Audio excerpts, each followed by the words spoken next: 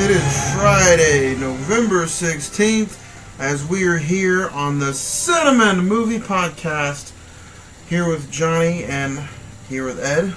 Ed, how are you doing today? Oh, pretty dang good, man. Just not enjoying all this cold weather, but you know what? Not too hard to go through. It's all good. Got some snow over the past few days, so yeah. How are you doing? Man, I'm doing good. Recent watches has been on point. This podcast has been on point.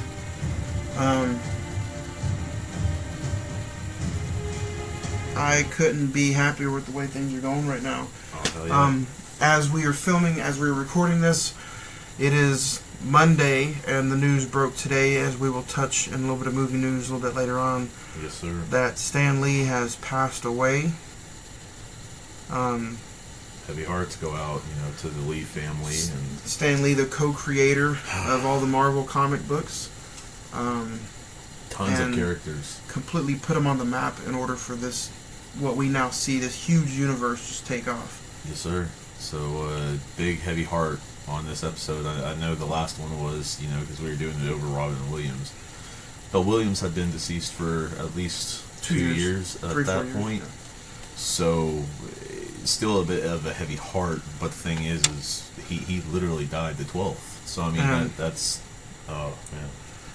And, as we get into today's episode, we are going to... Usually we do a top 5 surrounding the movie that we are covering, or surrounding that kind of topic, but today we are definitely covering our top 5 Marvel Cinematic Universe movies. So Stan Lee has given us that kind of... He's given us all these heroes and... Just joy in everybody's lives, I mean, right. Honestly. Whether you are the comic nerd, whether you are just the movie person, whether you are both, whether you're all throughout everything, the toy collector, it don't matter. Like, this guy affected pretty much everybody's lives, at least that watches movies, that I know of at least. So, pretty heavy hearts go out to everybody, honestly. Speaking of the emotional episode last week of Hook, man, what are your thoughts? What are your thoughts, your feedback on the episode that we covered last week, Steven Spielberg's Hook? So far, I've gotten pretty good positive reviews, honestly. I haven't heard anything negative about it. So, and I'm not just playing it up, that's legitly. That's no negative reviews so far. So, yeah, I can't complain about it. I liked it. I thought it was nice. I thought it was entertaining. Going over and editing it. I had fun, throughout the whole process, just getting to listen on the different things that we picked up on and put out there, basically. It was nice. And, man, like he said, we are on Podbean. You can catch us on YouTube, Spotify. I want to thank everybody out there because as of this morning at 9 o'clock, we were only 16 hours of listening time away from becoming one of the top podcasts as far as movies go on Podbean. Oh wow! Already? We're over 500 hours listening time. Oh man! And we need just 16 more to be considered one of the in a different category than what we were. Oh wow! So that's everybody out there on Podbean and Spotify, because Podbean and Spotify stats are the same. I appreciate everybody out there. Earlier in the week, we had posted on our Facebook that we have big news coming your way as far as January 1st goes. Episode is going to cover a certain movie and is also going to cover... we have big news, and we'll say that right before we hit movie news. But yeah, I mean, today we're doing Everything Fantastic Beasts and Where to Find Them. It is the 2-year anniversary mark as we get ready for... Fantastic Beasts 2, honestly. Looking forward to that, simply because I want to know where this Jude Law / Johnny Depp is taking us. Simple. And as we're covering it, it's directed by David Yates, and you might know him as he directed Order of the Phoenix, Half-Blood Prince, The Deathly Hallows Part 1 and 2, and then recently he directed Tarzan and Fantastic Beasts 2016 and Where to Find Them. And then, of course, he's directing Fantastic Beasts 2, which is pretty much November 16th coming out, and basically take on the crimes of Grindelwald. So little different shift in story. I think Newt's still going to be there, but definitely a little shift on the story. What's interesting is I think that the younger lives, the so to say greater good era of Dumbledore and Grindelwald is going to come to light, and so definitely excited to see what the whole film goes into. Simple as that. Oh yeah, I'm excited for that movie. We're covering the first one today. Of course, we couldn't get through today or any of our other shows without an icy cold Rockstar. Man, I know I go for the whipped strawberry and the classic original flavor.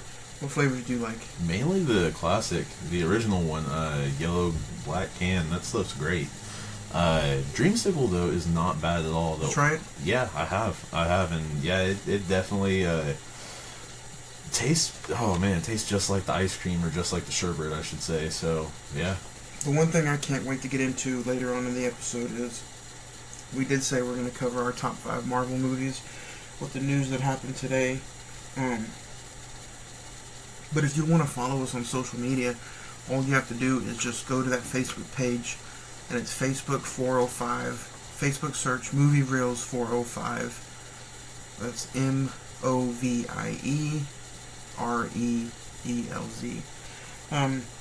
But we covered Hook last week, and we got into the lengthy documentary of the Robin Williams documentary, which is called Come Inside My Mind, and that is exclusively on HBO. So for those of you that don't have HBO, you can always download the HBO Go app. It's like $9.99 a month. You can check it out there. You can also, if you have Hulu with HBO, it's also on there as well. So man, been a long week. It feels like we haven't recorded an episode in months. Yeah.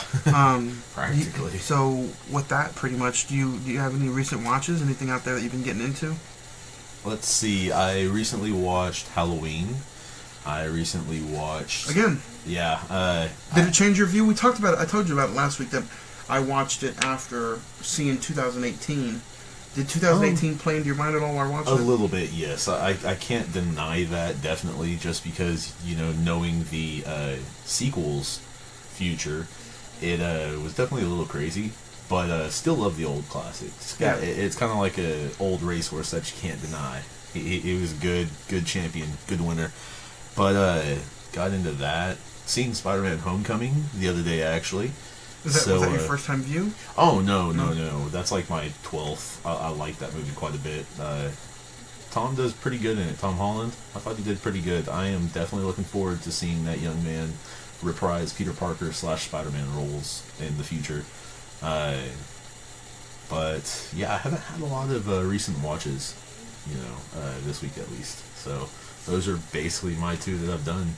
Other than that, been watching a bit of football and work. Let's talk a little football for most of you that listen in on this podcast. You know that we are really big football fans, and there is talks coming out that we are developing a football sports podcast that is probably going to, I'll probably launch it by September of 2019.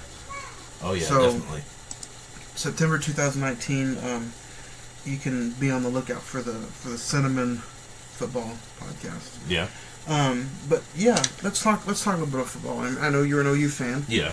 What did you think of that OU defense? It really defense doesn't seem like it's changed a lot. Some of the tackling has gotten better, I definitely will say that. So not all negative stuff, just the secondary did not look in shape. The line looked a little bit better, but I don't know if that's because of OSU's line. I don't know if that's just because Rufus is, the line, was the line coach, and brought that over to the defensive coach position. Right. Now, I do know that they were talking on ESPN, they being ESPN, pronouns pal, was saying that ESPN is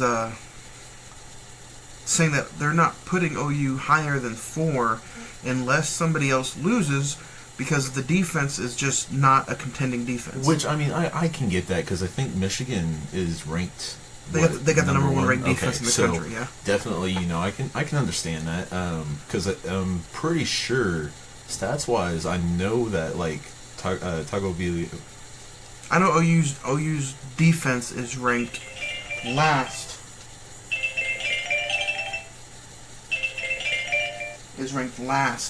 As far as red zone defense. Yeah, definitely. We the Oklahoma Sooners. That's usually that's kind of odd, because OU's defense in the past has been a bend but don't break defense. Like, we'll let you get in the red zone, or we'll let you get in the red zone, but you won't score. It's not going to be easy, no. But now it's almost like if you're in the red zone, you're going to score a touchdown on you. Practically, because the main linebacker is Kenneth Murray, of course, cousin of Kyler Murray, actually. But the guy can't do it all by himself on that in the middle ground. And I'm not, don't get me wrong, I don't play college ball, never have, never will. Not in shape for it at all, so please, have that. But, it's kind of a thing that the secondary does not, especially the dang safeties, they don't seem to be in the right place at the right time. That's a lot of it. The secondary, the cornerbacks don't seem to actually be able to man zone, and that's a lot of what their problem is man zone coverage. Especially like with the Texas game, big receivers. Those big boys ain't going to be brought down that easily by one guy. So, especially a small guy, for that matter. I mean, it's definitely going to be interesting as we're getting the last 2 weeks of college football. It's, had a good weekend. My Longhorns, Indianapolis Colts, and the Dallas Cowboys won this weekend. So, if you want to hear more sports talk like this, be prepared, because September 2019... we're coming for you. We are having a second podcast already in development. We might have a bonus episode in February, and we might try to cover the Super Bowl. Yeah, that would be pretty cool. Give you a little tease, if you will. I don't know. I've kind of got, I don't know, maybe some Breeze magic is coming back. I mean, It would be interesting. I would like to see Drew Brees win one more Super Bowl before he retires, and how fitting would it be if he won one in the home of the Atlanta Falcons? That would be pretty funny. That would be, big deal. But I mean, recent watches for me, other than the football weekend, I've gotten into. I recently bought and checked out The Incredibles 2, 4K Steelbook exclusively at Best Buy. You can get it from there for a pricey $32.99. Good movie. Have you checked out Incredibles 2 yet? Yeah, actually, no. I was over here watching it with you, like, a few weeks ago. 2 weeks ago or so. About one. Okay, yeah. But, I've seen it, actually. Thought it was pretty cool. So, I liked it. I didn't think it was as good as the first one. But, 10 minutes into the movie, you could already tell who was going to be one of the bad guys. But I gave it an 8-star out of 10. IMDb gave it 8.5 out of 10. Last night, I checked out Life After Beth. Mm-hmm. That is another one of those A24 movies. If you guys have listened to the podcast, I continuously talk about A24. A24 is a movie producing studio that puts out tons and tons of fabulous movies. I'm talking movies like Ex Machina, Moonlight, 8th Grade, Under the Skin. The list goes on. Life After Beth, obviously. Tusk. So, I found out recently, last night, I do own like almost 20 A24 movies. Oh, there you go. But if you don't own any of these, and if you have Netflix, all you have to do is go to Netflix and search A24, and I think 90% of them are on there. Dang. And they all pop up. Not too bad. So Netflix has about 90% of those movies on there that you can watch. There you go. So anybody listening to this, check out Netflix and those A24 movies. Tell me what you think. Again, you can find us at facebook.com search Movie Reels, REELZ 405, and you can chat us up on that website on Facebook. And now we're going to get to a movie called I Gave Life After Beth 6 stars, by the way. Oh, okay. Gotcha. Now we're going to get into The Black Klansman. Okay. A Spike Lee joint. It stars Adam Driver and John David Washington as Ron Stallworth, an African-American police officer from Colorado Springs, Colorado, successfully manages to infiltrate the local KKK branch with the help of the top Jewish surrogate who eventually becomes its leader, based untruthfully on actual events. Oh, wow. Directed by Spike Lee, also stars Laura Harrer and Topher Grace. Oh, okay. This movie, for some reason, because I'm not going to talk about it on here, but for some reason this movie is not getting the recognition that it deserves because of the final 30 seconds of what Spike Lee decided to put at the end of the video.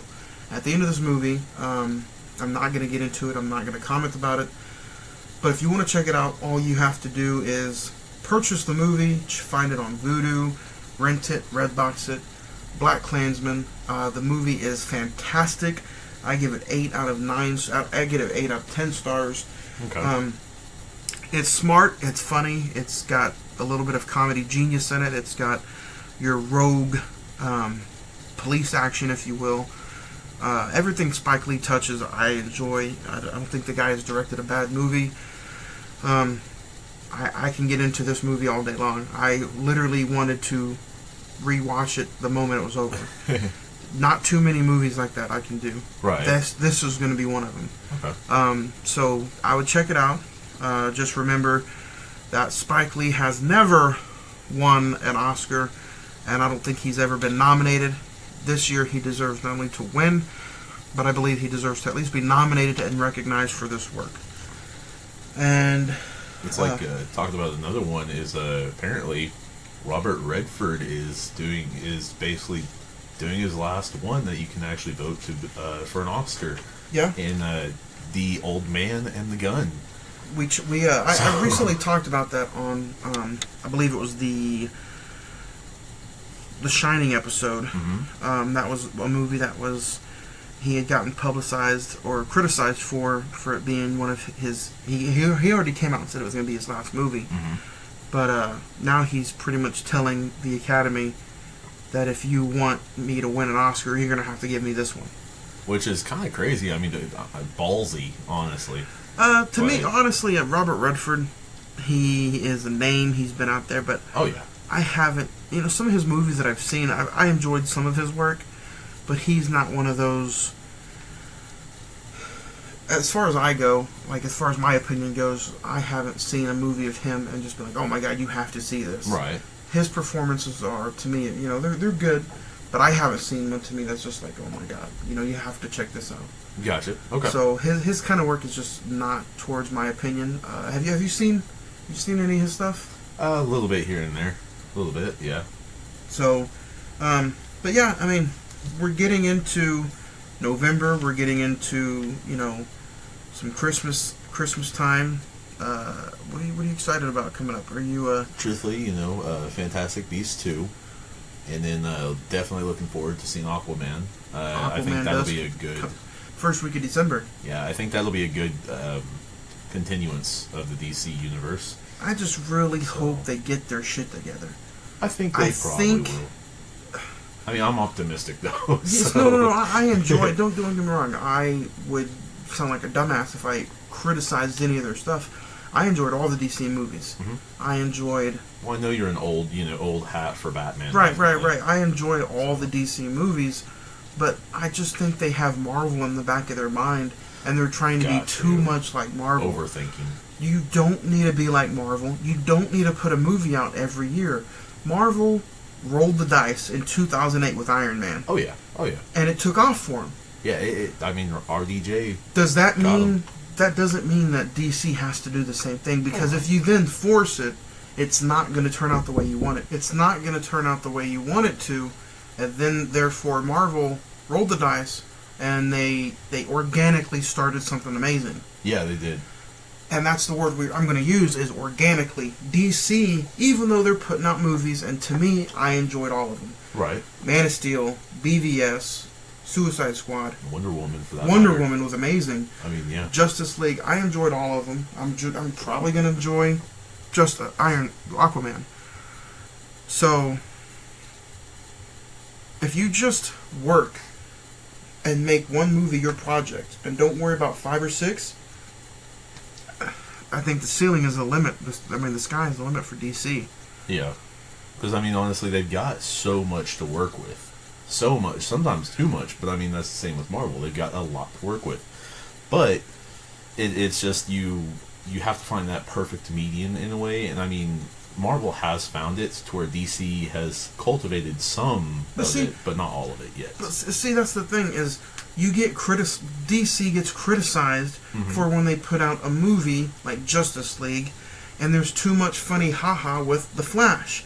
That's what his character is in the comics, in the cartoon strips. Yeah. He is that comedy relief in the big bad Justice League. Yeah. Why do they get criticized? But yet, when you have a movie that's an hour and 29 minutes to 2 hours and 15 minutes, that is nothing but comedy with Ant-Man, they can get away with it. Well, I mean, that's like, you got to think with, like, because Ant-Man definitely isn't going to be one of their best, because, well, it's not. But, I mean, honestly, one of my favorites is probably Thor Ragnarok. And that's what I was gonna bring to your attention just now.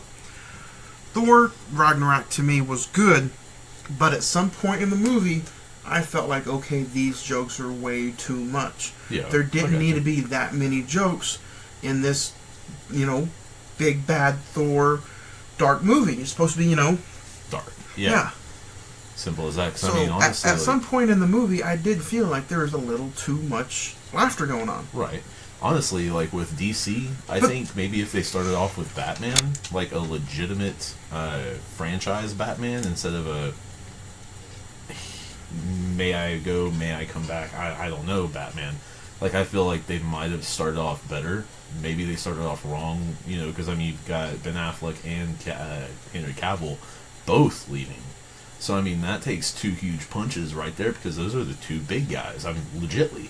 You've got The Flash over here, which I expect, within the next 2 years to have a actual big production movie, right? Solo, He's for that matter. He's gonna have his own movie, but what I don't appreciate is first off, the fans, you can do whatever you want. You pay for the ticket. You have freedom of speech. I don't give a fuck. You go do whatever you want. Right. But when you sit there and you keep criticizing somebody for doing the best that they can to portray a character on screen, and then not only does everybody has personal problems. Yeah. When you're a movie star, those problems escalate. Kind of, yeah. So when you sit there and criticize somebody and ridicule them for what they're going on in their personal life, and you mix it with their business, I mean, sometimes I think Twitter, Facebook, all that stuff is going to be it might be the death of some of these big time movies that we enjoy. Because it could either be your saving grace, or it could be your worst possible enemy, and it's usually because of yourself. Daisy Ridley from Star Wars got so ridiculed that she doesn't have a Twitter anymore. Well, I think that's smart, because don't get me wrong, you can't have an up nor a down. You have a straight on, and you are brought out by. Because, I mean, don't get me wrong, you don't have like who would be a good candidate? Christopher Reeves. He didn't have Twitter. I mean, right? Yeah, that's understandable. But you know who that guy is. Joe Rogan said it best. If you don't know who Joe Rogan is, color commentator, still I think for the UFC. Fear Factor. He has he's got his own podcast. Joe Rogan said it best. When you do what you do, if you post something, if you put it out there for everybody to see, don't read the comments. Basically, yeah, I agree with that. Post whatever you want and just pretend that you're posting it for yourself to see. Yeah. Don't read the comments. I mean, that's all there is to it. But for Ben Affleck to, step down as Batman and get criticized, not fair. Henry Cavill, word came out the other day that he and pretty much Warner Brothers decided to go ahead and part ways because of a scheduling conflict to where they would not want to film around him and Netflix's The Witcher. Ah, okay. So it's not that he didn't want to do it anymore, it's just for some reason they both parted ways and now they're in search of a new Superman. Where does that lead Aquaman now? Right. Is this movie not even, is Aquaman going to be part of a universe still? Which if he is, I'm sure he will be. Yeah. But what storyline now are we going with? Did that Justice League movie not happen? Oh, no, I mean, definitely with that. Is it going to be a different timeline? I think it's going to be a little bit, maybe before and after that, because I think it's going to kind of be of him discovering his roots. I mean, this is just what I'm saying by what trailer I've seen. Right, and, yeah. And then they booted Zack Snyder out of there, and Zack Snyder had a huge story that he was about to tell with these characters. Uh-huh. They didn't like where he was going. He's out. Somebody else is in. But if you've noticed, people wanted a younger Batman, like you were saying. Yeah. The Batman that was played by Ben Affleck was supposed to be an older, grayed down Batman, because Zack Snyder, if you guys don't remember, Christopher Nolan's Batman was younger, was smaller, but Christopher Nolan was a producer on Man of Steel. Yeah. Zack Snyder, without saying, hinted that is Ben Affleck was that Batman. Okay. He's an older version of Christopher Nolan's Batman. He's older, he's bulkier. So, in some weird kind of DC Universe way, it connected. Mm-hmm. If you notice also, we touched on this a few weeks ago, in Batman vs. Superman, the old Batman, the Wayne Manor, had looked like it had been burned down and they were rebuilding it. Yeah. In Batman Begins, what happened? Wayne Manor was burned to the ground. Yeah. So that, I think, was a tie into... They kind of go together. You know what I mean? Get the loose ends tied together. And right. There. I got you. But man, this is just the scratch of the surface. What we're about to talk about in a few weeks, because on the second week of December, that's all we're talking about is DC movies. Yeah. Getting ready for Aquaman. So we'll continue this obviously as the weeks come by. But man, I am still letting everybody know that DC episode. Gonna be about 3 hours. It's gonna be long. Yeah, it's probably gonna. We might do part 1 and part 2. Okay. Or we might just throw a whole 3-hour episode out there. I'm not sure yet how I want to do it. So we might have we might sit down and do an hour and a half episode, and then come back and do another hour and a half. But yeah, definitely looking forward to all that. Definitely going forward, forward to seeing Creed 2. Creed 2 is coming up. So we're going to do a Facebook Live before and after like we did with Halloween on Thanksgiving. So we will do a before and after live video on Facebook Live talking about Creed 2. And we are covering the original Creed as we are going to get ready to cover. You said Creed 2. We'll do a Facebook Live video of Creed 2. Creed 2 we're going to cover November 23rd, so that's next week. Mm-hmm. We're going to be covering Creed, the original Creed, as we get ready for Creed 2, and then November 30th we will be covering Rocky. So, man, a lot of exciting movies getting ready to come out.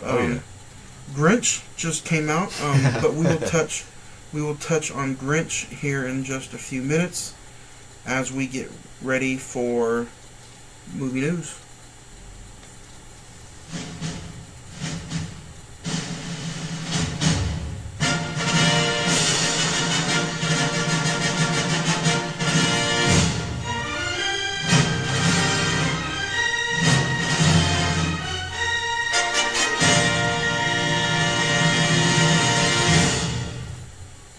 Alrighty, and we are here for a segment that we like to call movie news. Man, there's a lot to cover this week as we not only saw one, but 2 trailers dropped today. Yes, sir. And we saw them both before we got ready to play and hit the air.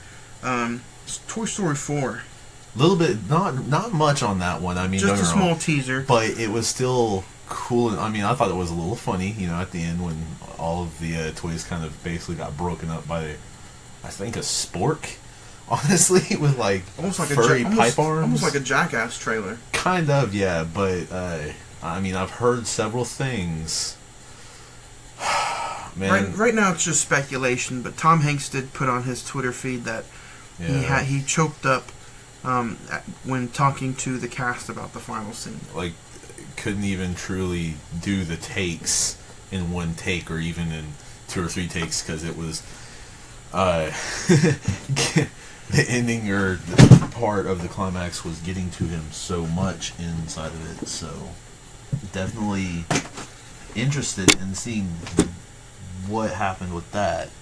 So, oh man, that's I don't know. 3 kind of pulled at my heartstrings enough to where I don't know if I could handle 4. And then we talked about it a little bit last week. But the Grinch Who Stole Christmas, starring Benedict Cumberbatch, pulled in $66 million opening weekend. Not too bad. So not too bad at the all. Grinch is stealing money. Oh yeah, I mean he's going down everybody's freaking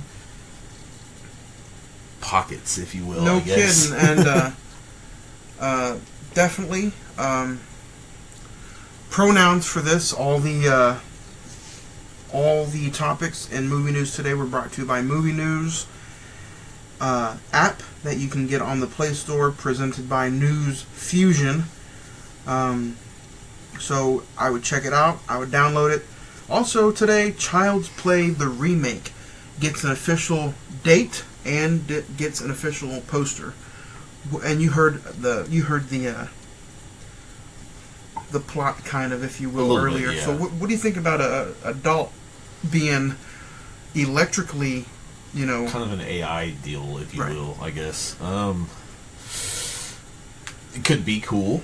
Could be, it's got potential, but will it pull it off? Because, I mean, with Charles Ray Vaughan back in the original Child's Play, you got that, like, possession. Charles Lee Ray. Back with Charles Lee Ray, you got the possession. You understood that because of what it did for the original take on Child's right. Play.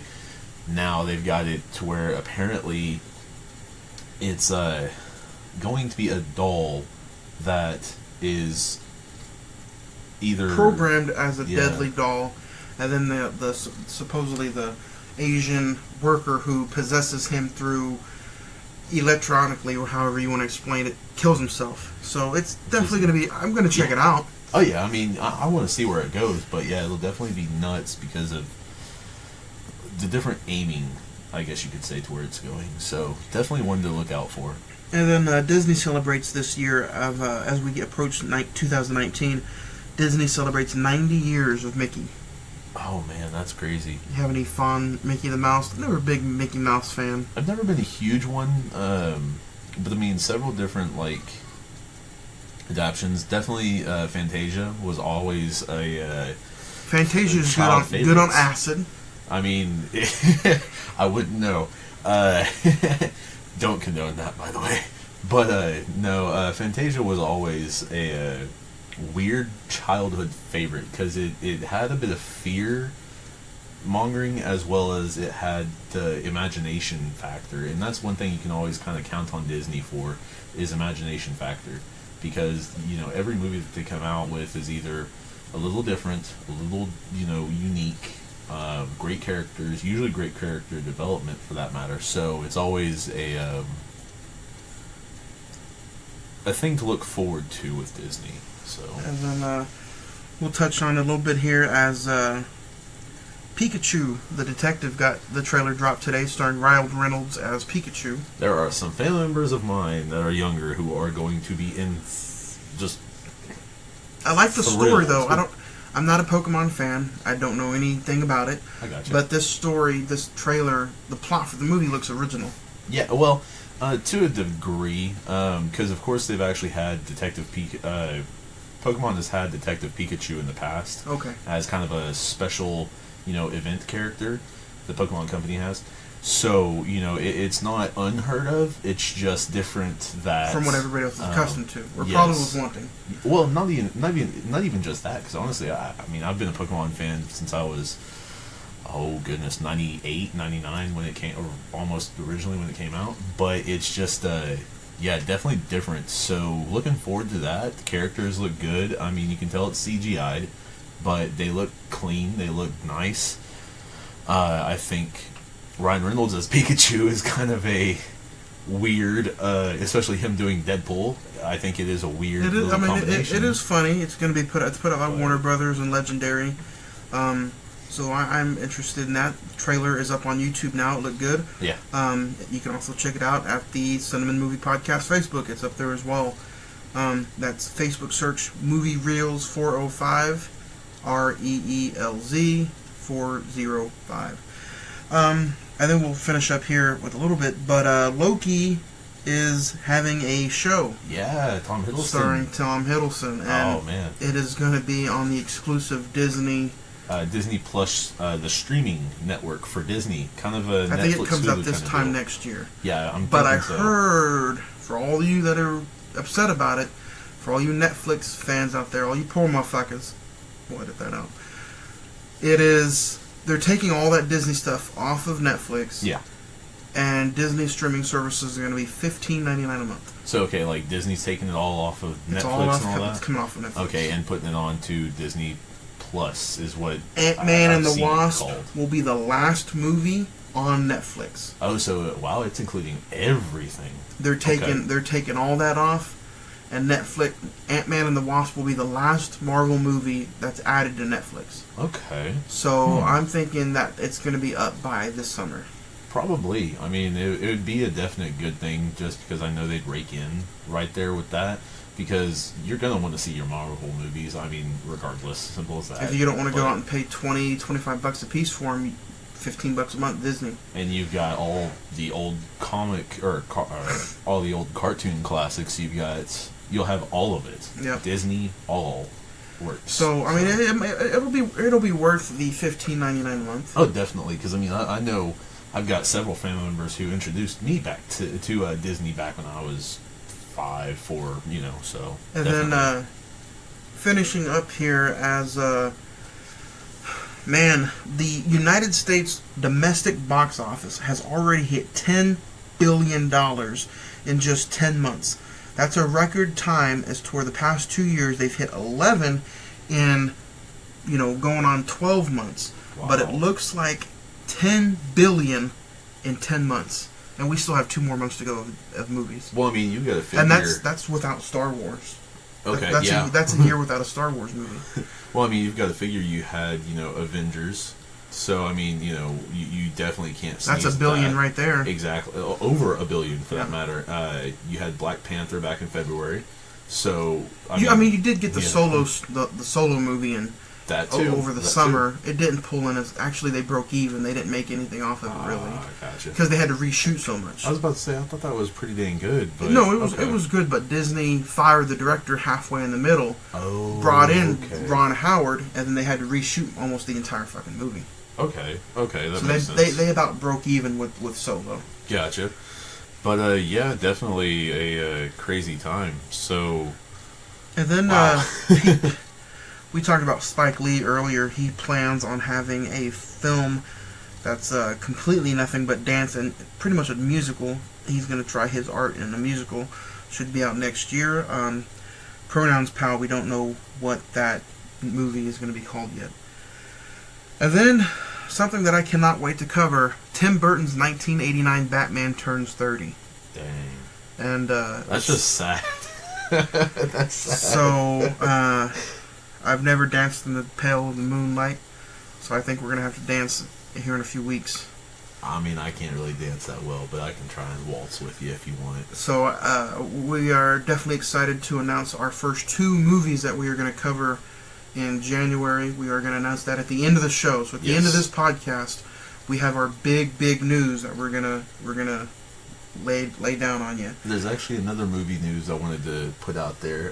For all of you Madea fans, Tyler Perry... Shoot me now! Well, hey, Tyler Perry is ending Madea. It's going to be called Medea's Funeral. So, kind of I mean, I haven't been a big, Madea fan, personally, but, it's kind of a character coming to an end. So, yeah, I could be happier.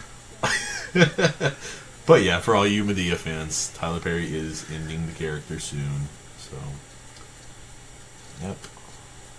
And then, like we covered earlier in movie news, that we are sad to say that Stan Lee, co-creator of all the Marvel comic books, all your favorite Marvel superheroes, has passed away at the age of 95.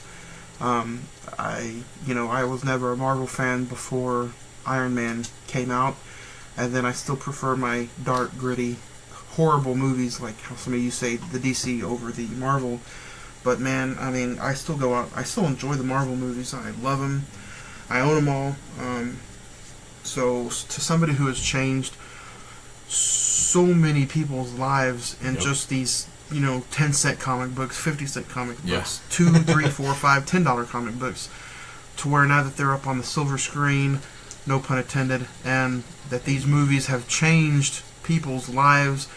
We have kids dying in children's hospitals right now, and they're wanting to meet their make-a-wish is to meet these characters, these fictional characters played by actors. That's how much of an impact he's made on people. Because, I know that, Chris Evans has showed up as Captain America several times. I know Robert Downey Jr. has. Tobey Maguire's done it. I think Chris Hemsworth has a couple times as well. So, it's really touching to say that somebody has created a character so iconic like these guys. So, it's a little hard to sit here and talk about stuff like that. That there's dying kids out there that want to meet these superheroes. And then, I saw that somebody's, he was 14, I think, in Michigan, and he's dying of brain cancer. And his last wish was to see Infinity Wars Part 2, and Disney is working on getting him up to see it, hopefully by Christmas time. Oh, wow. That's impressive. And that's to where it shows the heart of Hollywood, in that aspect. So that's always a nice thing to see and to hear, because you don't hear about that a lot, But basically, we are. So if as we get ready to send our regards, definitely. Let's talk about what you said yourself. Who is your favorite Marvel character? Honestly, Spider-Man. Spider-Man's always been kind of a big thing in my heart. I love that web slinger. Personally, I've liked all three: Tobey Maguire, Andrew Garfield, and Tom Holland.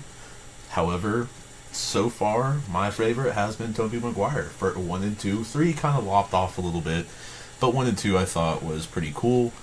Tom Holland is a close second. I think he plays Tobey Maguire played a damn good Peter Parker and a pretty good Spider-Man.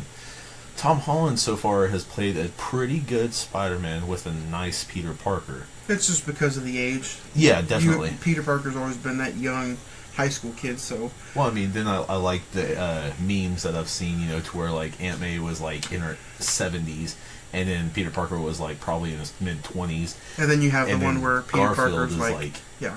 1920, and then Aunt May is, in her 40s, 50s, and now she's in her, mid-30s, and he's 16, so 15. So it's kind of funny. I would probably have to say that right now, if I had to choose anybody, I'd probably choose Cap. Captain America is just that good old American soldier who, he's definitely top 3 for me. But man, as we are getting ready here to introduce, when we come back, we will do our top 5.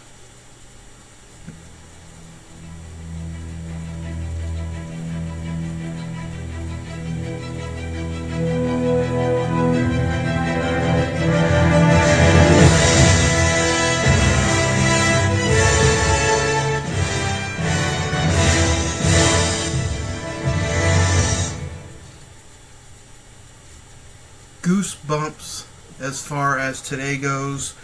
That was the main Avengers theme for the Avengers. It's kind of hard to, listen to that with knowing who passed away today, but we are doing our top 5 Marvel movies. Yes, sir. This show's running a little bit longer than usual, but we had a lot to cover in movie news. Yep. Literally, movie news went from this small segment until literally while we were watching Fantastic Beasts, man, it grew. Yeah. I mean, it went from maybe a 3 to 5 minute segment to probably a 10, 15, almost 20 minute. Yeah. For this one, almost 20 minutes. And then we're getting ready we're getting ready for the DC episode, so we're throwing some extra stuff in there. But man, let's do our top 5. We are doing, with the news that broke today, we are doing our top 5 Marvel Cinematic Universe movies, or you can just call it the MCU. Which includes all movies from Iron Man 1, 2008, circa to 2018 so far today. So if you want to go ahead and we'll start with your top 5, and if you want to go from 5 to 1. Yes, sir. Basically, Black Panther. Not because I find it a bad movie or anything. Is it number 5? I think it's one of my favorites. It's just I like the other ones a little more, just because some of them more aligned to my heart.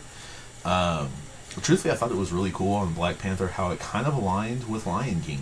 Yeah. In plot devices, at least. Number 5 for me is going to be the original 2008 Iron Man, directed by Jon Favreau, starring Robert Downey Jr. and Jeff Bridges, Terrence Howard. Man, I really wish Terrence Howard would have stayed and played in the rest of them, but he wanted just as much money as Robert Downey Jr. Ah, gotcha. And they sent him packing. Now, this movie for me was, man, it was game changing. I saw it in theaters in 2008, and that was when you were first introduced to Iron Man. And you think of Marvel, the first superhero you thought of before this movie was not Iron Man. No, I mean, honestly, it was Spider-Man, it was the X-Men, it was the Captain Hulk, America, Captain America.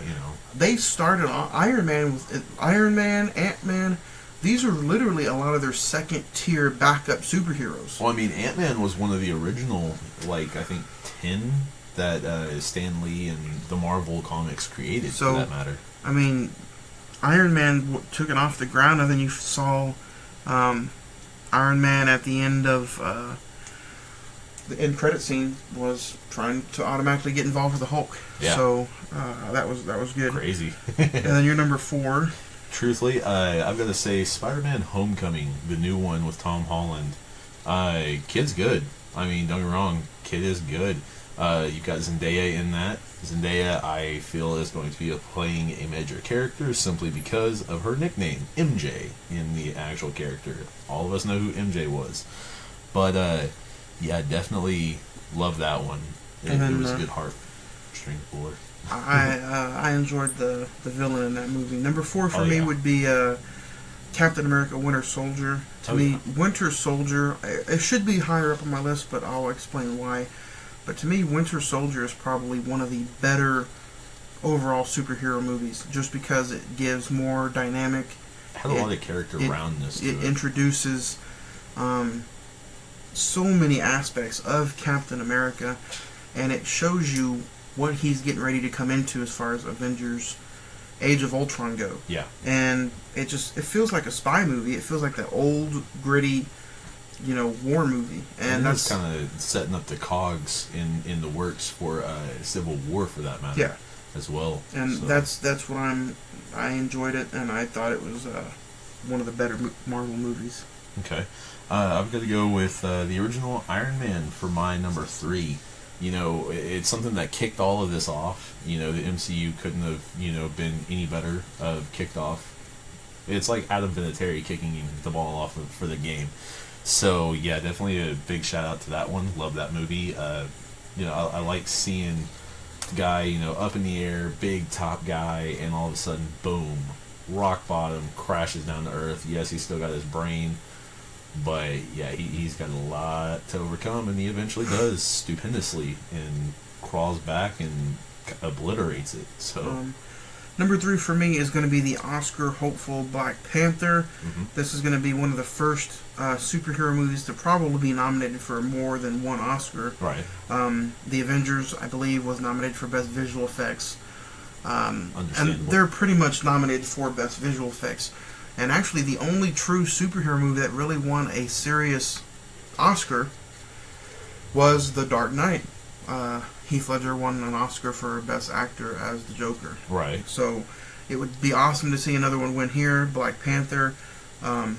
It shattered every kind of box office record that you can think of. Definitely. And it was a different superhero movie as well.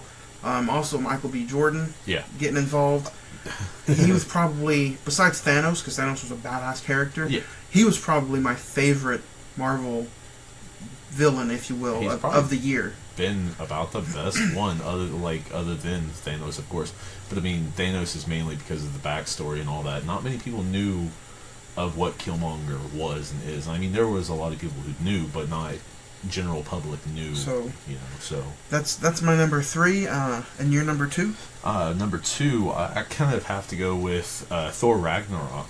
To me, it re-envisioned Thor, because honestly, Thor kind of was bland in the 1 and 2. Yeah, we talked about that earlier. Yeah, kind of bland. So it's kind of like taking some backwoods coffee It brought and a putting little in bit of life Folgers, to it, but it's kind of sad that it took from what I hear, the last Thor movie to bring some life into it. Right, and I mean, yeah, it does suck, but I mean, it's a good note to leave if that is the final singles movie for Thor. And then my number 2 is, you heard the theme song at the beginning, Infinity War. My number 2, simply because the past 10 years has all been building towards this. Oh yeah. You have the MacGuffin of a lifetime in that Infinity Gauntlet and those stones. He is a badass super dude who just wants to kick ass and take all these stones.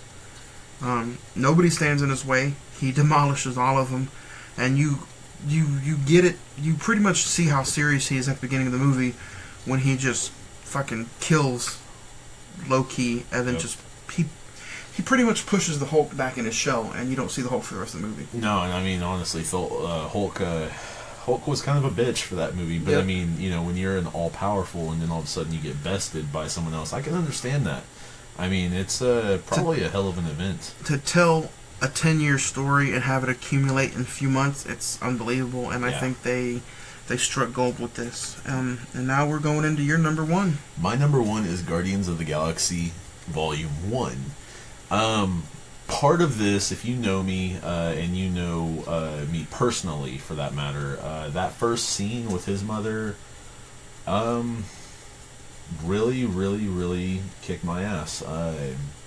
I was bawling like a baby in the theater, for personal reasons.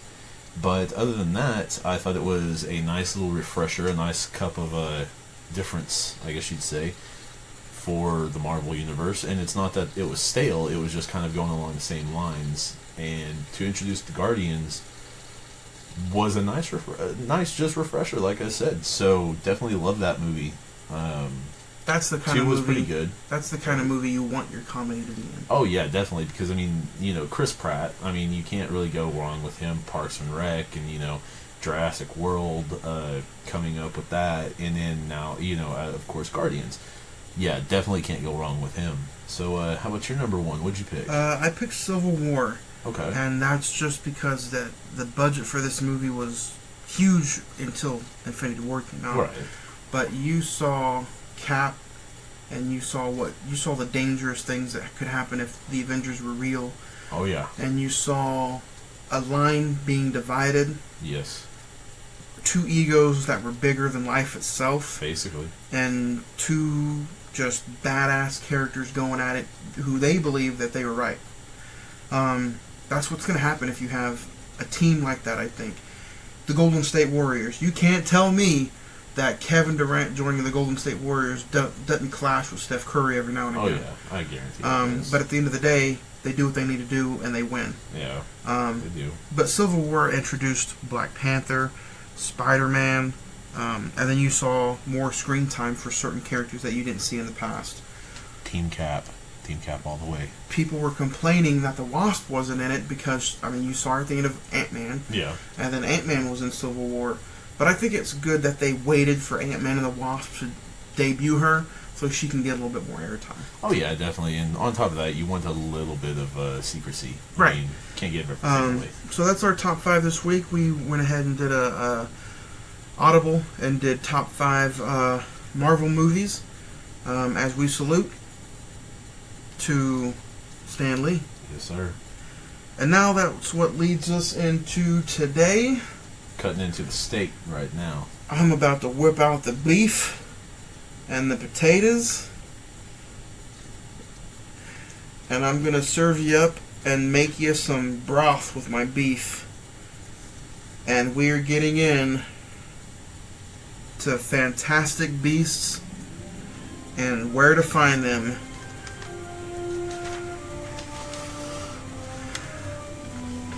This is the main event. This is what you're here to listen to. The movie debuted November 16th, November 18th, 2016. Directed by David Yates, starring Eddie Redmayne, Kathy Watterson, Colin Farrell. And man, what did you think of this movie? I know you're a big Harry Potter fan. Yes, sir. You know, Jesus had his Bible, however that story goes. Edward has his Harry Potter books. Oh yeah. But man, this movie had a budget of $180 million. Okay. And they grossed U.S. $234 million, and internationally, altogether, worldwide, $800 million. Well, I mean, when you've got a franchise leading this, like Harry Potter, the 8-movie collection, it's kind of hard to bomb. I mean, honestly, like, you're already set up for success, precursor to what you're doing. Right. So, with this whole thing, like, I was kind of on the fences. I was like, it could be good, it could be horrible, it could be great. So far, I've turned to the right side, and I'm like, it's great. I love this movie. I'm not gonna lie, I saw it opening night on that November 18th, 2016, and I haven't watched it or revisited since today, since I watched it with you to get ready for this episode. It's good. It's what a good fantasy, I mean, you could say action movie, but it's a good fantasy movie. Yeah, definitely. I mean, I didn't have anything bad about it. I'm not familiar with the wizardry world, almost kind of like how you are, but sitting back watching it from just a movie fan and not a Harry Potter fan, I mean, I enjoyed it. I thought it was a good flick. And I mean, honestly, I think that's great because, I mean, honestly, I love the episodes where we come in and either I have never seen it and you have, or you know all about it, or to where, like this one, I know all about it and you've seen it, but you kind of come from a singular perspective of, it's a movie. It's not part of a franchise. Right. Which, I respect the franchise part of it. Oh, yeah. I enjoyed all 8 Harry Potter movies. I own them, I collected them. But before the movies, I'd never known anything about the book. Oh, I gotcha. I wasn't a fan of the book. I still haven't read any of the books. So when I think of Harry Potter, I personally think of the movies, Daniel Radcliffe, right, Emma Watson, and I think of Rupert Grint. That redhead fucker. But now that this one is introducing a whole new cast, a whole new world, Johnny Depp, Jude Law, Eddie Redmayne, we just talked about it. What a cast. And we are you said there's 5 movies that are about to go down, and we have number 1 is what we're covering here. Right, and that's what J.K. Rowling has said, is that there's supposed to be a series of 5. It was thought originally just to be a trilogy. However, it has come out from J.K. Rowling herself that it is going to be a Now, does she have how many Fantastic Beasts books does she have? 1. Just the one. She kind of wrote it as kind of like a Peveril Brothers for all you Harry Potter fans. I know you know exactly what I'm talking about. For everybody who doesn't understand, the Peveril Brothers were a big thing in the Deathly Hallows. In the part 2, where Xenophilius Lovegood is actually explaining what the Deathly Hallows are, they are the 3 brothers, Ignatus and all his brothers. They are the 3 brothers. So let me ask you this now, with only being 1 book. Yeah. What movies are they covering in the book? Okay, in that book, basically, it's not really covering any movies. It's actually more of a textbook. Well, is it... Okay, so it's not a story about Newt. No. It's a story written by Newt on how to, like you see wax spurts, you see demiguises, you see nifflers and stuff like that. It's how to interact with them, and to where they won't harm you, you won't harm them, and you're good to go. So the book is called Fantastic Beasts and Where to Find Them. Yes. Now, the second movie is called Fantastic Beasts and... Fantastic Beasts and Where to Find Them, The Crimes of Grindelwald. So basically, it is... So then now this is basically just a whole new movie. Basically, It has nothing to do with any kind of books now. Well, no, it should. No, it does. Just because it's kind of hard to explain, because this could go on for a long, long time. Because you have Dumbledore and Grindelwald. Now, they had an epic battle back in, I think, about 1945. Now you're going to Wizarding confuse World. people. We're going to confuse people when you say years. So we'll say pre and post Harry Potter. Well, see, I don't know how far they're going into this. So, I mean, this could be... Yeah, it's definitely pre-Harry Potter. Because it's set in 1945, to where Harry Potter is born in 1980. So this is... So Fantastic Beasts is covering all... It's pretty much a prequel to... Yes. Going into Harry Potter. To where, like, the Fantastic Beasts and Where to Find Them, the original movie, is set in New York, 1926. So during the Flapper Girl era, during, the mobster era and all that, I mean... So now... Yeah. As we're talking about this movie, they cast Eddie Redmayne as Newt. Yep. Man, Eddie Redmayne has done some fantastic movies. Everybody really knows for him what he did in his work in The Theory of Everything. Yep. He won an Oscar for Best Leading Actor and Leading Role for playing Stephen Hawking in A Theory of Everything. Won Best Actor for that. He's obviously in Fantastic Beasts: The Crimes of Grindelwald. You can also check him out in Jupiter Ascending, The Danish Girl, Les Miserables, My Week with Marilyn. He's got a bit of a reputation to uphold. He's definitely done a lot of good work. He's an extremely good actor, in my opinion. And then you have, obviously, Johnny Depp is at the end of the movie. John Voight. Colin Farrell.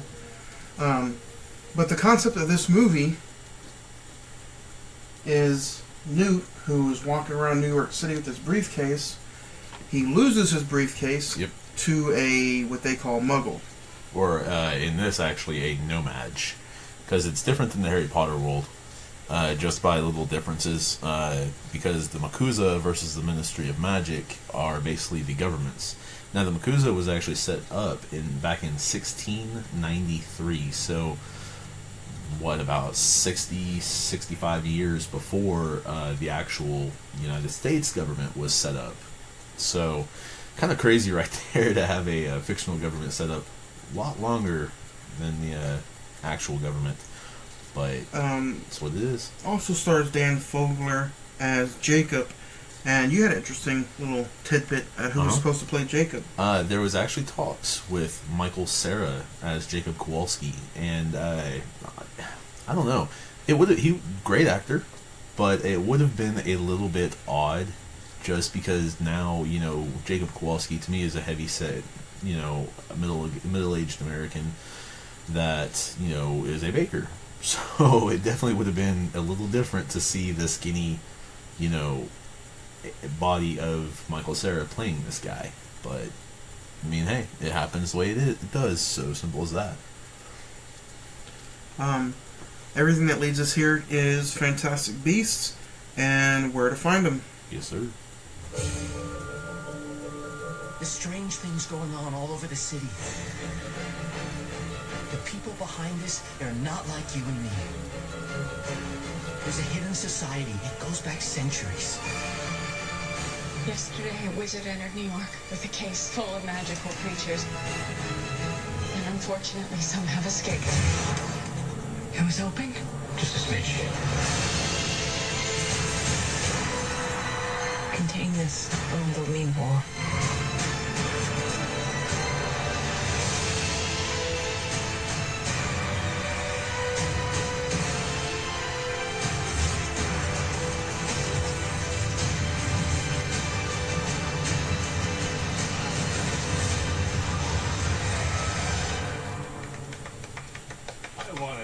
Wizard.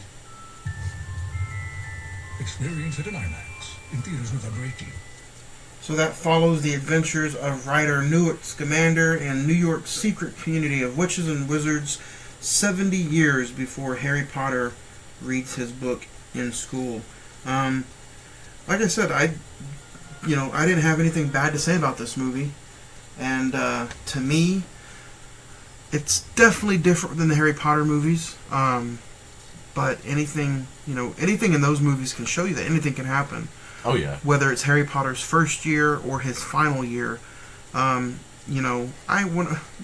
about the books, I wasn't really into them, but like I said earlier, the movies, man, I give them all 2 thumbs up. There's not a Harry Potter movie that I haven't liked. That's always a good thing. And I mean, when you come from what J.K. Rowling has come from, below the poverty line and struggling to get by, and then all of a sudden a literal this woman literally came up from the ground up by herself. And I mean, yes, she got recognized actually at a book fair and pretty much took off from there. She was literally writing some of the character development for Harry, Ron, Hermione, Hagrid, Voldemort, all of them, or I'm sorry, He Who Must Not Be Named, on literal bar napkins, literally on bar napkins. And the cool thing is that got recognized for her works, rather than anything different, as in who she was with, who she was, and all that. So to know that there are chances of that out there, and this is a story that these Harry Potter stories were stuff that she told her children at night for bedtime stories, and I think that's beautifully just amazing to know. Now, when we go to Fantastic Beasts and Where to Find Them, you have to understand first off that this is not just this was written in a screenplay by J.K. Rowling, and this is actually her first screenplay that she's ever wrote fully herself for a full-length movie. Yes.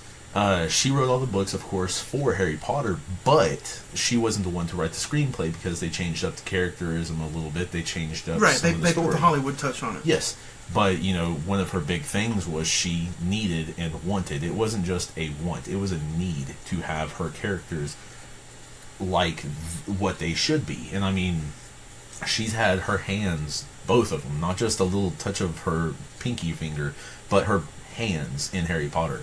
So, it's huge, and I mean, I can't wait to see what other realms of her mind we get to delve deep into.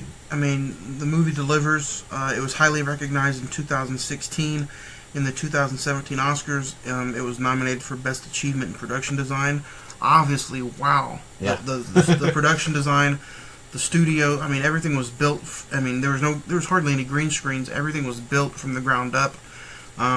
So the production was amazing. Yeah. And then it did win an Oscar for Best Achievement in Costume Design, which is actually pretty funny. The costume designer and the production team is the only team that was with Warner Brothers for every single Harry Potter movie. Mm-hmm. So it's good that they brought them back, and then their work was finally recognized. Oh, definitely. In those Oscar winners. Let's talk about some characters now, because obviously you have the Oscar winner, Eddie Redmayne, and then you have Alison Sudol, who plays Queenie, and she is the fiery redhead kind of. Kinda, yeah. She's a free-spirited woman. Right, basically. Okay, and now, those are witches. Well, basically, you've got Newt Scamander, and you have Porpentina, and you have Queenie. Those three are witches, a wizard and 2 witches. Now, okay, given a little backstory on Newt Scamander, he went to Hogwarts. He is a Britain-English version, or side, I should say. He's from across the pond. There you go. So, he's the usual wizard we are used to from the Harry Potter universe. Now, but he gets booted out. Well, it's not that. He's actually on an expedition to go and find different animals and different writings, and he's actually there. He tells Porpentina or Tina that he's there to, buy a certain animal, to where he hides his true intentions. His true intentions are to release Frank the Thunderbird, the ominous 4-winged eagle kind of hippogriff-ish looking bird, into the wilds of the Arizona state, because he was captured and basically sold to Egypt. Sorry, you get introduced to Tina almost immediately, basically in the New Salemers scene where she's preaching, anti-witch ceremony. So kind of takes off pretty quickly, and Jacob Kowalski gets thrust into the picture too. That's what I was going to say. Was it's a 2 hour and 15-minute movie, probably 2 hours and 8 minutes without counting the credits. Right. And it doesn't feel like that at all. It doesn't drag. It just continuously delivers almost every single minute of the movie. Yeah. There's not. There's more dialogue scenes sometimes than there is action scenes. But other than that, it doesn't drag at all, even with mostly being dialogue in some of the movie. Another character I want to talk about is Graves, played by Colin Farrell. Percival Graves, yep. Now, this guy, is he dead throughout the whole movie, and he's just pretty much... No, he's not dead at all. He's actually made up. It's a disguise by Grindelwald. Yes, Gellert Grindelwald, for all you who know, is a very, very powerful wizard. And he is extremely gifted in one of the hardest branches of magic there is, transfiguration. It's almost like throughout the whole movie, you hear about Grindelwald. Yeah. And you almost hear about him as you did Voldemort. Yeah. In the first few Harry Potter movies, you heard about him, but you never seen him yet. Yeah, because he's basically the World War I Voldemort, to where Voldemort is the World War II. So you hear about Grindelwald throughout the whole movie. You never see him. You think Graves is... you kind of have a feeling that like he he's might on be... the edge. Right. Yeah. Throughout the whole movie, I almost thought that, I don't know the story, I don't know the books. I got you. So I almost thought throughout the whole movie that Graves is Grindelwald. And basically, you are correct. And then at the end, you see the transformation of Graves going into Grindelwald. Mm-hmm. And I want to touch on this a little bit. It's the first movie that Colin Farrell and Johnny Depp have been in together since the Imaginarium of Dr. Parnassus in 2008, where they played the same character. Yeah. And they rotated the same character due to Heath Ledger's death on the actual movie site. He played, he was the main character in the movie, and then obviously after his death, they brought in Colin Farrell and Johnny Depp to kind of revolve them in a way to look a bit like him. Well, they switched the story to where they made it seem like more than one person is this character. Right. Weird movie, but I think it only felt like that because of the death. Who knows definitely. What kind of movie would have been finished if he did not pass away. But it's interesting that those two characters in the Imaginarium of Dr. Parnassus in 2008 is also the exact same, they're almost the same characters here in Fantastic Beasts. Well, they basically are, because what he does is actually a hardcore transfiguration. It's basically a transformation. He dyes his hair, slicks it back a bit more, makes changes to his face, changes a lot of his mannerisms, because Grindelwald is actually a part for what he says is the greater good. However, most of the Harry Potter-esque, knowledge-esque people will know it is not, and all that. Basically, what Newt does is cast a spell called Revelio on him to basically wipe away whatever you are hiding and having secretive. So when you go through that, and after the battle, he's got his hands behind his back. When you see him Revelio and slightly turned his wand, basically he's erasing whatever the transfiguration was. But man, look at this all-star cast. The cast is amazing. Like you said, written by J.K. Rowling, directed by David Yates, who also directed the other ones like we talked about in the beginning of the movie. Fantastic Beasts and Where to Find Them. There's so many good characters in this movie. If you had to pick somebody throughout this whole film, Newt, Jacob, Graves, Grindelwald, for example, who would be your favorite character in this Honestly, series? Newt kind of hit a soft spot. Newt really did. I've got to say maybe Newt and then Jacob after that. So, I'm going to ask, because you grew up on these books, you grew up on these characters. Seeing this on the big screen, how was it compared to seeing... I don't know if you saw Sorcerer's Stone in theaters. I did not. But compared to seeing Sorcerer's Stone for the first time, compared to seeing these characters... Well, I'm not asking you which one is better. Oh, no, I got you. But which one, is a memorable performance for you? Truthfully, this one, just because, it's actors with chops. Back then, don't get me wrong, still, any Harry Potter fan out there, please don't be mad at me. I loved the first one. Sorcerer's Stone, I revisit more than any of the other ones. 1, 3, probably part 1 and 2 for 7. But I think... you were wanting to say was basically they have the chops. They, it's coming in from an adult perspective, and so you've got the vocabulary, you've got the motions, the wits about them, you've got all of that going for all of these actors and actresses. And with Catherine Waterston and then Alison Sudol and Eddie Redmayne, they've got something to build upon, for that matter, from what the Harry Potter world introduced all of us to. Whether it be Wingardium Leviosa, whether it be Alohomora or Avada Kedavra.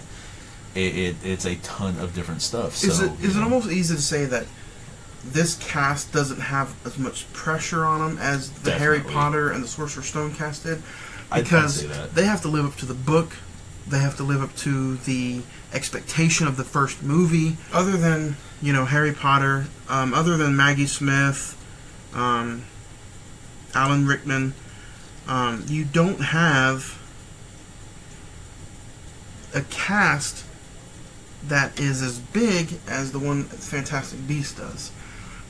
So pretty much all those cast members, Daniel Radcliffe, Rupert Grint,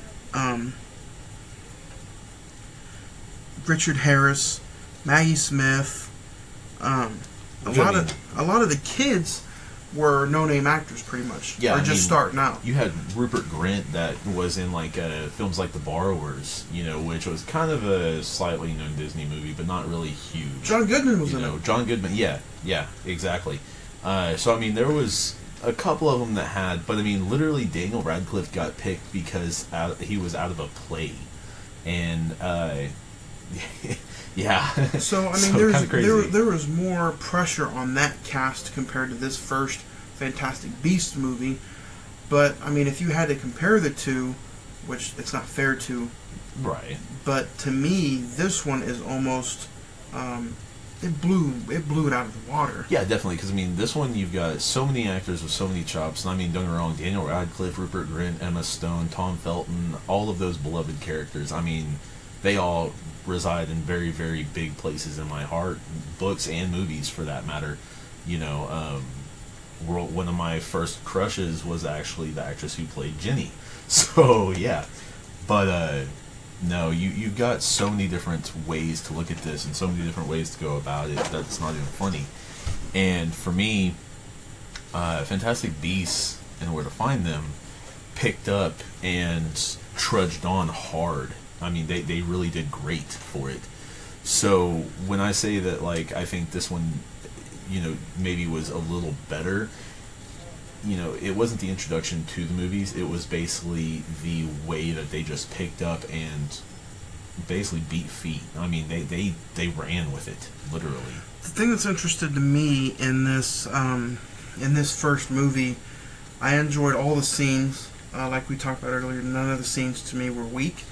All the creatures were unique. They have their own character and personality to them.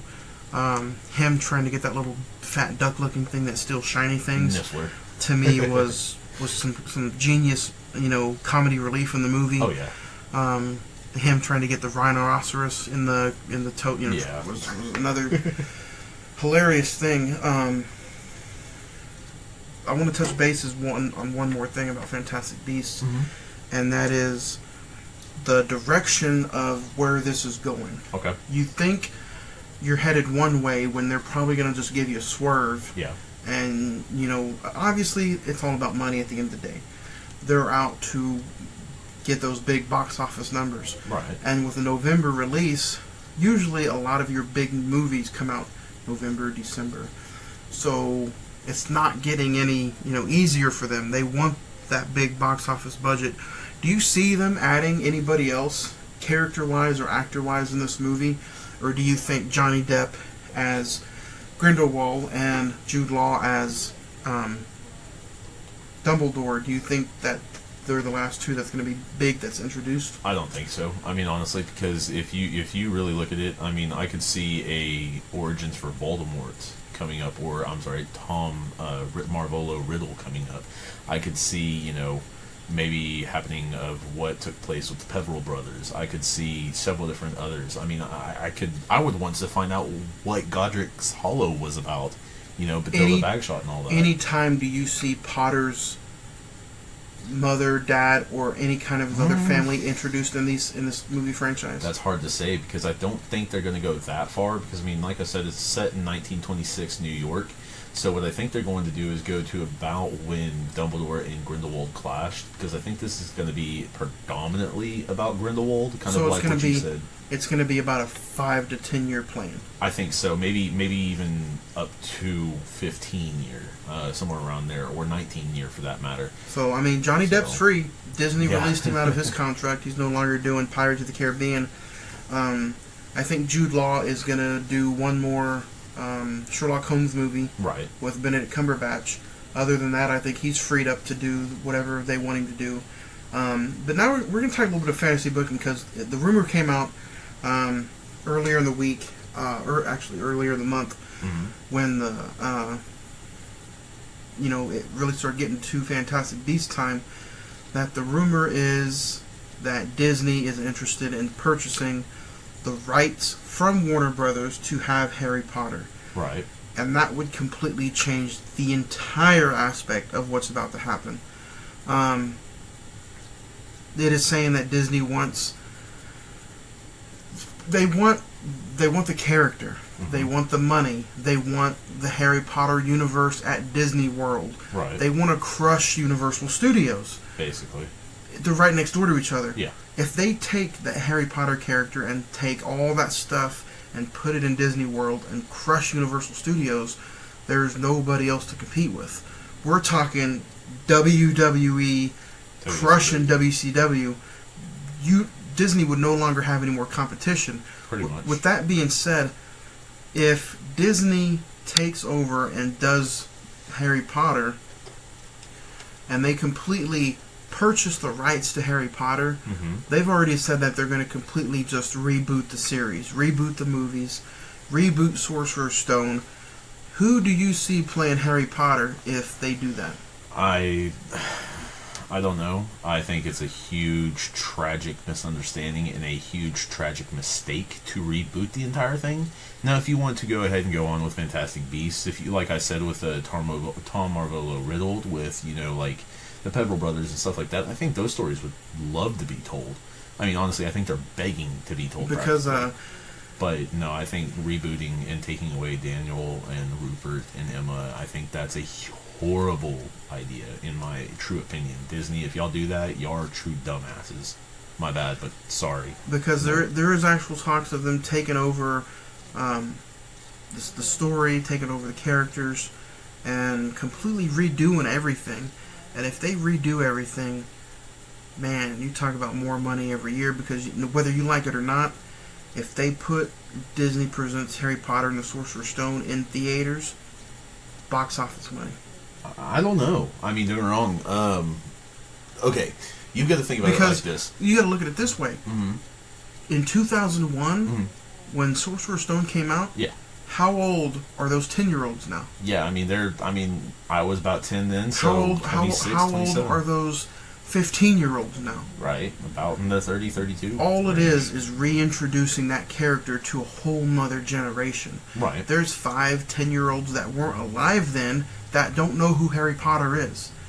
And reintroducing Harry Potter to a new generation is what it's all about for Disney. Disney just wants to... They want more money. They want to bank off of that. I mean, to be fully honest, in my opinion, I think they'd do better to do like a Harry Potter and the Cursed Child reintroduction to, or an introduction to that, not just on play form, because I've heard the play is very, very good. But I would do it more along the lines of a silver screen adaptation for that, to redoing the entire Harry Potter universe. Because I mean, don't get me wrong, J.K. Rowling, you've got to think about that, is huge into all of this. She has her hands in it, not fingers, not fingertips, hands, in this pensieve of emotion, to it would be interesting. It would be interesting to see if she has any kind of, is she in the package with Warner Brothers? Does she have any say so I mean, obviously the Harry Potter movies have been made. It's pretty much a library now.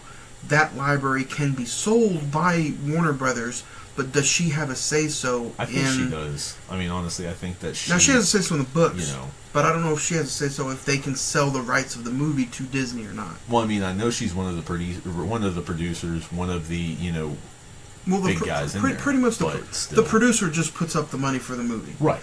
I mean, a producer...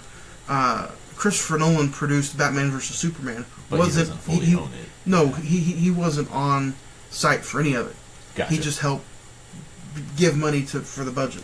So, as a producer, I mean, she doesn't really have a say-so in anything, but when it comes down to, you know, it's interesting to see if she has any physical rights to being part of the movie. I do actually think she does. I'm not 100%, and it's not like cast, build, and all that stuff that I know, but just the type of woman she is, because she is a very outspoken woman, and she, you know, she will even... Okay, the lady for Luna, the character for Luna Lovegood, she literally got her part by talking and writing. She was actually pen pals with J.K. Rowling before all that happened, before the fourth movie happened, and she got into the cast. So, literally, for her to have that say-so that this girl is going to be put in here because I know she's got the chops and I know this and I know that, she obviously has a lot of pull with that. So, to say that, like, she wouldn't be in anything, to me, I think is ridiculous. And I'm not saying you are, but I'm just saying, like, for anybody to have said that is, like, just don't know the franchise. And with her, she definitely isn't going to let this franchise in a form be misled, I guess you'd say best.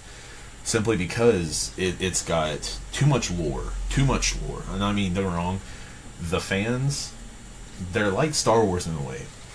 You know, these Harry Potter fans, I mean, like me, the Harry Potter fans would realize, oh, you're retelling the entire story. How dare you? This, that. Well, you know? they could also do what Lucas did. And after would be cool. And that's what Disney did. Disney bought the rights to Star Wars. And said, hey, you know, 1, 2, 3, 4, 5, 6. No matter how bad 1, 2, and 3 were, we're not rebooting it. We're going to go ahead and add to the original trilogy. And then after that, then we're going to make our own. So we're going to give you these last 3 movies to have the ending that you want. But after that, we're going to do whatever we want with it. Which, I mean, I can get that. So, I mean, it would be interesting to see if Disney does... I mean, I think it's a matter of when. I don't think it's a matter of if. Because at the end of the day, money is... I mean, cream, cash rules everything around. And also with AOL, Time Warner being sold, yeah. And with Ted Turner no longer being in charge of Time Warner and AOL, with Warner Brothers pretty much crumbling now, I mean, they're selling a lot of their stuff. Yeah. So it's going to be interesting to see if Disney comes in and swoops, or if they just don't touch. If there's money to be made, Disney's going to buy it. Which, I mean, I still think there's a... Because, you know, you like you said, Universal Studios has recently... I mean, I think the Harry Potter Castle has been up for at least 6, 7 And see, that's the whole reason why Disney... That's the whole reason Disney bought Lucasfilm, was because there was like 15 years of no Star Wars movies. Yeah. Disney's sitting back and thinking, there's fucking money to be made. Yeah. Let's produce some more Star Wars movies. So, with Fantastic Beasts coming out with how much money they're making on the box office... I think it would be interesting to see, you know, if or when Disney does purchase Warner Brothers or Harry Potter. Or the Wizarding World in general, for that matter, basically. It would be very, very interesting to see what they do, how they do it, and like you said, they might just finish and do a continuation instead of rebooting the whole thing. I know Kathleen Kennedy from Star Wars did let a little bit of the hat out of the bag, talking about how she thinks it's just a matter of time that Disney purchases Warner Brothers. That would put Netflix out of business. That would put a lot of these streaming services out of business, because those movies would then be on the Disney streaming services. Yeah, Disney Plus streaming services. Because Disney purchased Fox. So with that happening, that means Alien, The Predator, all these are now Disney owned. So So in other words, Predator and Alien are Disney princesses. I mean, No? I mean, it's different with how the aspect is changing, how the business, if you will, of film is being. There's one juggernaut. There's, I mean, other than that, you have your small independent films.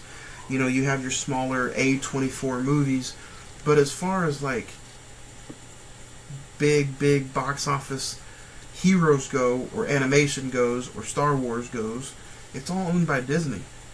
I mean, Star Wars is putting out box office movies that are like at the $1 billion range. Marvel, Infinity War made over almost $1 billion. I mean, huge cash cows, like you're saying. So it's going to be interesting to see. How much do you think, if you had to go ahead and you're seeing Fantastic Beasts Friday, right? Yeah, So by the time this episode comes out Friday, you got to put up a Facebook Live video. I don't know if I'm gonna go see it this weekend or just wait. But when you go see it, if you see it before me, you got to put up a live video on the thing. You got to tell people what you thought of it. If you had to guess, what do you think would be a successful opening weekend?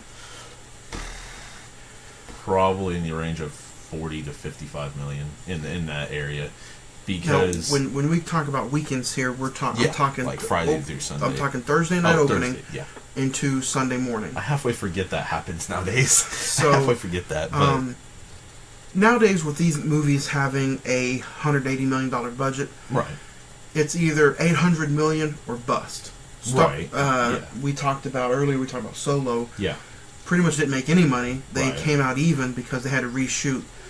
If Marvel has a $250 million budget, they want an $800 million, overall win. Which, I mean, that's global and U.S. for that matter. So, like we talked about Fantastic Beasts, they had $800 million worldwide.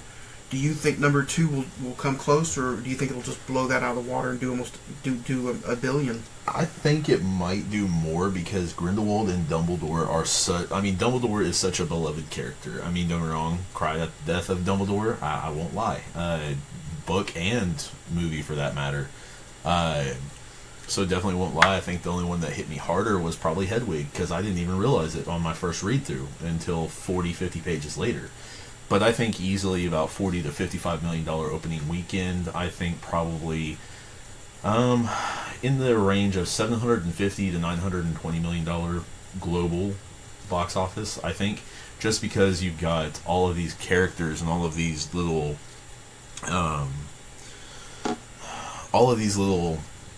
extras towards them. So I think it will be a huge chance to basically get a step up. Does Johnny Depp being added to this cast full time now, does that change, do you think, anything? A little bit, yeah. A little bit because of his chops, who he is, what his name brings to it. People are going to see Johnny Depp, and they're just going to go see it because it's a Johnny Depp movie? Yes. Yeah, I mean, don't get me wrong. I mean, I know you would probably go see whatever freaking movie if Adam Sandler was on the billing. No, I mean, I'm a huge... I mean, Johnny Depp is in the same category with me as Adam Sandler, believe it or not. Oh, I have almost every single movie Johnny Depp has done. I'm hitting like number 40, I think, on all Johnny Depp movies. So, I mean, even if I didn't know anything about the story, if I didn't know what the hell Fantastic Beasts was, I'd go check it out because Johnny Depp's in it.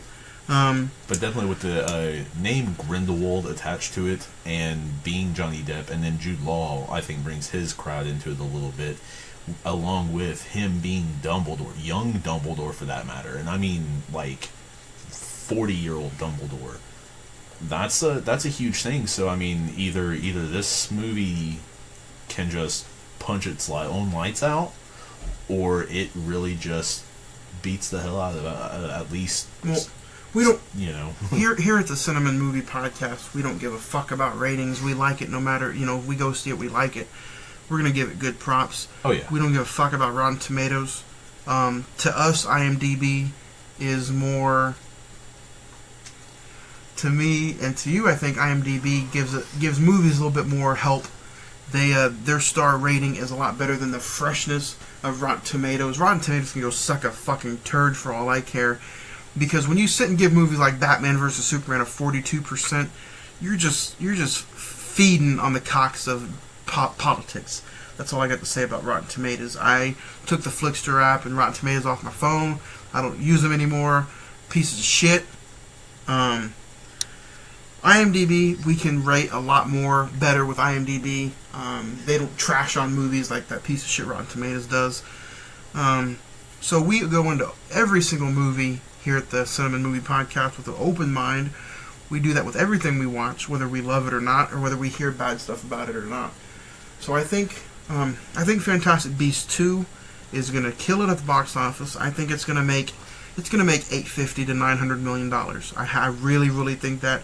I'm looking at a $75 million opening weekend. Yeah. I really, really believe so. The way movies have been going, I can see that. So far, worldwide, when they did the red carpet review for it, it was tremendous reviews. I think it's going to be a hell of a movie. It's going to be a kick-ass, fun, popcorn movie. Yeah. So, with that being said, we are going to get to our star rating of Fantastic Beasts and where to find them. But before we give out our star rating, I want to touch bases. Harry Potter and the Sorcerer's Stone came out in 2001. Yeah. We are approaching the 19-year mark since that movie has been released. Yeah. Next year, I would like to do a very lengthy, because we're approaching an hour and 45 minutes, and the past 45 minutes or so has been nothing but Harry Potter and Fantastic Beasts. So I would like to produce a lengthy Harry Potter episode in the next calendar year, whether it be next November, because Harry Potter does have a November release. They've all had a November release, I believe. Well, not only that, but I think it would be kind of special because to do maybe even late July, because as the 7th month dies, all you Harry Potter fans will know what I'm talking about, is basically Harry Potter's birthday around late July. So, I mean, I think that would be a pretty cool time frame too. There's so much to talk about. There's so much to talk about in movies like this, like Harry Potter, Lord of the Rings, Star Wars, for example. The fan base is so thick. No, not only thick, because, I mean, some good-looking women, but it's so broad. I'm almost going to use a wrestling terminology as far as these fans go, and they're so hardcore-esque. Oh, okay, yeah. The fans, whether they... Like Star Wars, for example. Yeah. Episode 3 was shit. People just use dog shit. Even though, I liked it, I enjoyed it, but there's a lot of people out there that just didn't like it. They didn't like The Last Jedi. Dumbasses. You're not a Star Wars fan. A Star Wars fan would go and support it, write good things about it, tell people to go see it. It's a Star Wars movie written by a director who wants to capture the audiences from other genres, not just for you Star Wars fans. Rian Johnson directed The Last Jedi, did a fantastic job, is going to do a good job with Episode 9. Go suck a fucking dick. He did a really good job. There's nothing wrong with The Last Jedi. And if you think there's something wrong with The Last Jedi, you probably got to sit down and rewatch it again. So fuck off. Because Star Wars Episode 9 is going to be the climatic ending to the Skywalker saga, and then from that we're going to get into a whole new trilogy. So what I'm getting at is that these fans are so hardcore, it doesn't matter if they didn't like the last one. When the new one comes out, they're still going to go and see the new one. Yeah. They're going to dish out the money. Oh, yeah. They're going to get the $25 tickets for opening night. Yeah. They're going to get the souvenir tickets, the souvenir cups. Yep. So it would be interesting to do an episode where we can not compare fans, because that's not fair, or not compare movies. Right. But to see how many fans of them are out there. Like, it's tremendous with how many people cosplay nowadays and still cosplay and go and see these movies, go to the Wizard Cons, or go to the Comic Cons. Yep. I mean, it's very, very interesting, and I love these kind of movies and the fans that dish out this kind of love for these movies. Because actually there is one funny thing I'm going to mention just real quick, that Daniel Radcliffe, the man himself, said about Harry Potter compared to Fantastic Beasts. What he said was that it took me 7 movies to get a great, wardrobe other than a school wardrobe. You get one movie and you get a badass trench coat. He literally has said that. So, talking about Newt Scamander. So, yeah, it was the original cast have all gave some of their, torch passing and some of their different honorings to it. So there's that. But definitely, I've got to say, with. So, with that being said, we're going to go ahead and deliver our star rating. IMDb gave it a 7.5 out of 10. This is your franchise. This is your go-to movies, if you will. Yeah. What would you give this movie? Honestly, about an 8.5 out of 10. 8.5. Just because there was a couple aspects of mentality that I always, and I was actually talking about it during the movie, but there's a couple aspects of, why is it, took 1693 is when they were set up, the actual wizarding government, or the Makuza in America. So why did it take all of that time to go ahead and start researching animals? I don't understand that. Right. But, I mean, whatever have you, I think it's awesome because we get to see that time frame in which they did. So it's all good. But, yeah, without that, I'd definitely say like a 9. So you're giving it 8? 8.5. 8.5 out of okay. 10. IMDb gave it a 7.4, actually. I'm going to go ahead and give it an 8. Man, like I said before, I enjoyed this movie. I enjoyed everything about it. Coming from a regular just film fan, coming from a film fan and not a Harry Potter fan, this had everything you need in a good, just action-packed fantasy kind of movie. I couldn't find anything wrong with it, to be honest with you. In the past few movies, we've had scenes that we didn't like, yeah. But to me, I mean, I didn't come across a scene I didn't like, so I'm gonna go ahead and give it an 8.4. There you go. Talking about that, what scene would you actually say is probably your favorite, or maybe even your least favorite, for that matter? Wow. If I've got 2 in mind for myself.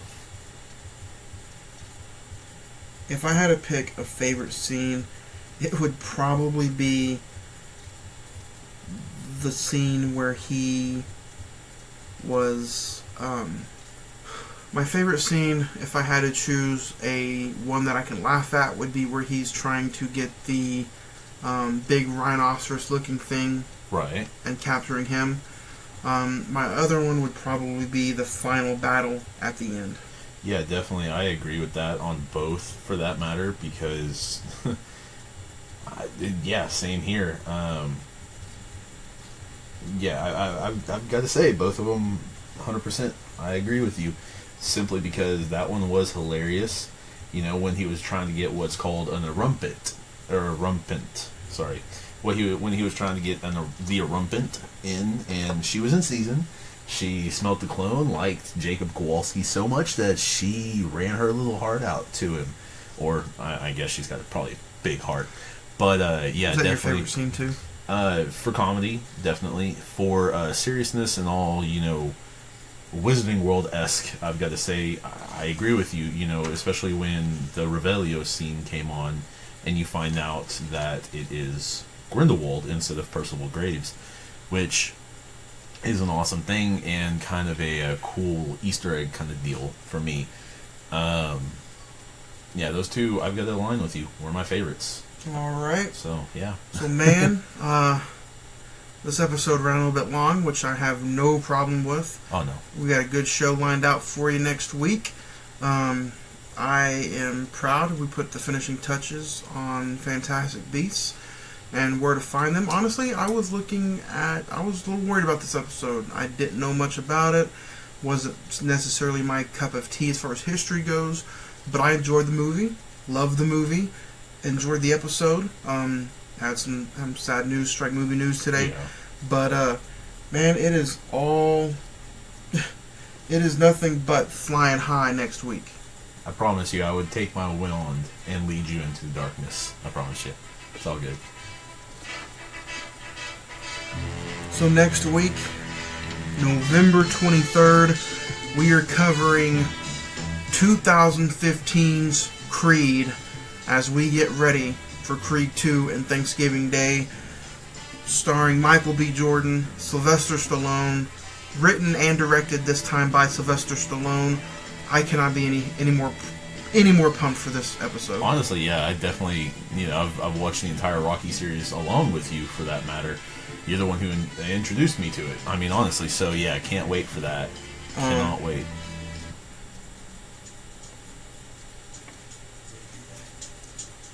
And then, if this sounds familiar, you Rocky fans know, November 30th, we are touching the original Rocky from the 70s.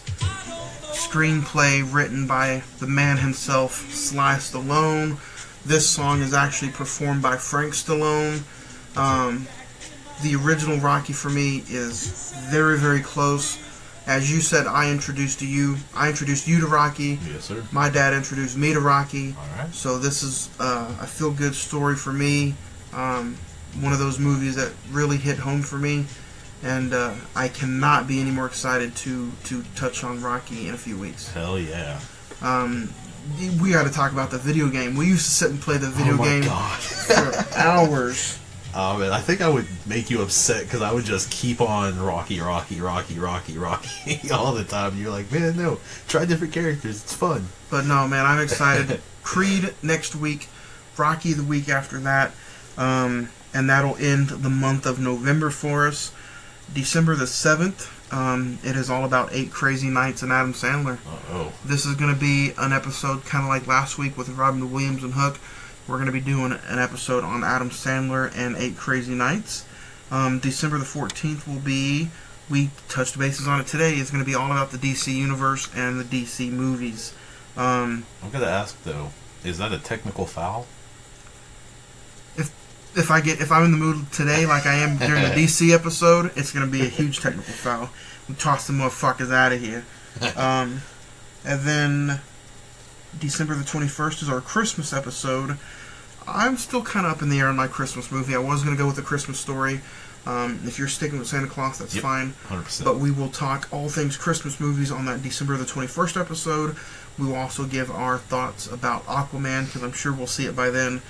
And then December the 28th, man, we are finishing it up with Pulp Fiction. Yeah, I can't wait for that. Do they speak English in what? What mother...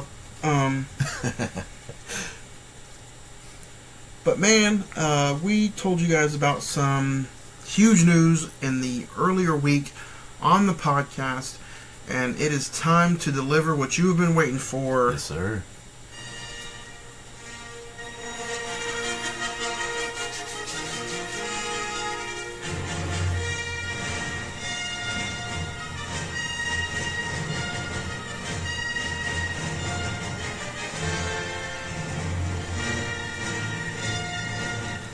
And may the 4th be with you, because on January the 4th, our episode will be live. It will be all about Star Wars Episode 4 on January 4, A New Hope, January the 4th, and we will be going live on Facebook as our sponsors want you to see our ugly ass faces. And we will be live every Friday on Facebook starting at 3 p.m. Well, we don't know if we're going to keep it on Fridays anymore. We have some scheduling issues.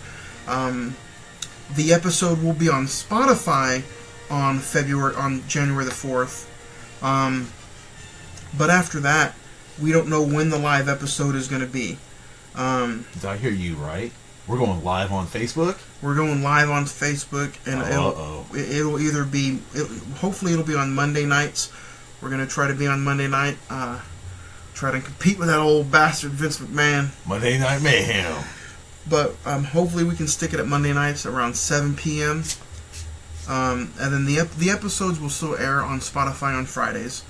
But if you want to watch us live record the show, Yeah. then you can check us out on Facebook Live.